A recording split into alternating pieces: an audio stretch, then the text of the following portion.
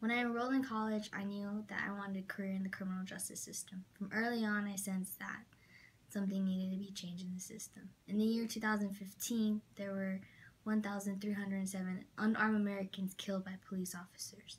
It's not guns that are killing these unarmed Americans, it's the police officers that lack the basic requirements to protect and serve our community.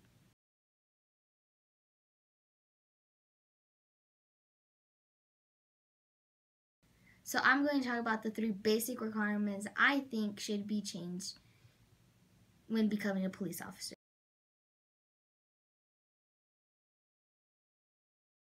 The first requirement that I'm going to talk about is age. To join the police academy, you must be 18 years or older. According to the National Institute of Mental Health, an adolescent's brain is still in transitioning and is not fully developed until their mid-20s. With that being said, a 21-year-old fresh out of the academy is not mentally prepared to serve and protect their community, let alone make a decision in a split second that can result in someone else's life.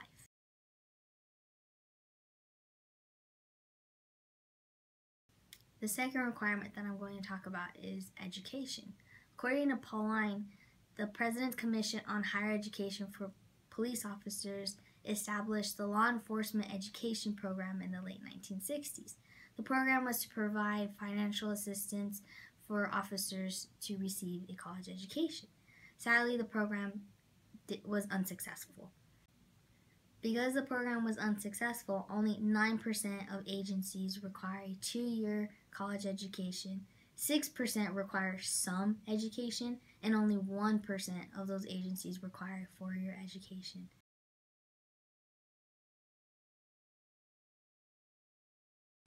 The third requirement that I'm going to talk about is training.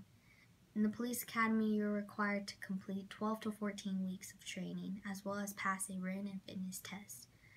Although each academy has the same training requirements, the level of difficulty varies in each city, state, or region.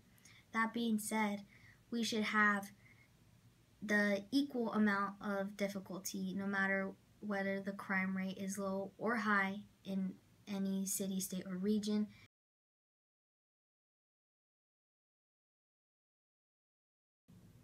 An example of the lack of training would be the Michael Brown incident.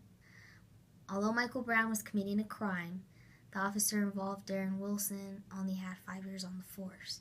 Many people saw this crime as a racial hate crime incident. I see it as a police officer that still didn't have sufficient experience to carry out that crime.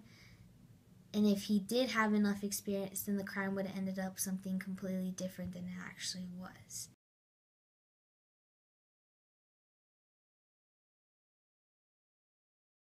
Along with the key points I have discussed, there are clearly complications in the basic requirements of becoming a police officer.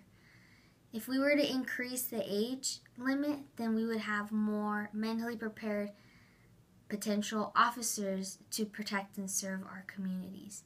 Second would be education. If we made education a requirement, then we'd have more educated officers with the history of knowing the crimes that have happened, as well as being able to communicate one-on-one with a person that has either been involved in a crime or been affected by a crime.